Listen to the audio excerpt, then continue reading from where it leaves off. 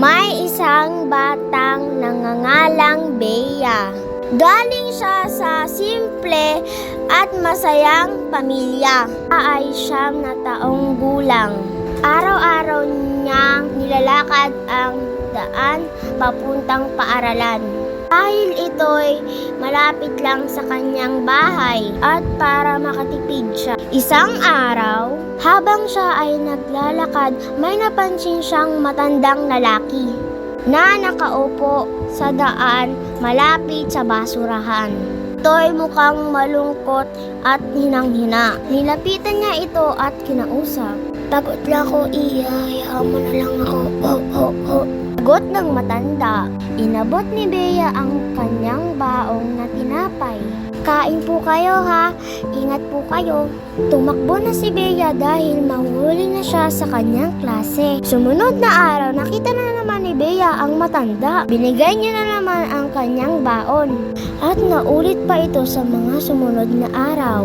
Nagtataka ang nanay ni Bea. Bakit palaging gutom pag uwi ng bahay? "Anak, bakit ka gutom na gutom?" tanong ng kanyang nanay. "Diyang marami na po kaming ginagawa po sa paaralan, kaya po ako ay napagod at nagutom." Nang pumunta si Bea sa matanda, wala na ito doon. Nang siya ay luminga, nakita niya ito bihis na bihis at malinis. May kasamang mayaman na babae. Nakita ng matanda si Bea. "Iha, ito pala anak ko, sinusundo na niya ako. Uuwi na kami, sasama na ako sa kanya." Oo. Nakalimutan ko ang daan sa amin, buti na lang nakita nila ako. Kaya hindi ko makakalimutan ang ginawa mo kabutihan sa akin. Oo.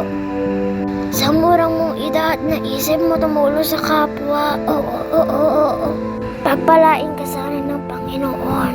Maninibago po ako kasi hindi ko na po kayo makikita. Naluluhang sabi ni Bea. "Salamat sa pagtulong sa akin, tatay. Kung may kailangan ka, punta ka lang sa aming bahay." Wika ng anak ng matanda. At nag-abot ito ng papel. Niyakap ng matanda si Bea at binigyan siya ng regalo. Ang pagmamahal sa kapwa ay walang pinipiling edad o antas sa buhay.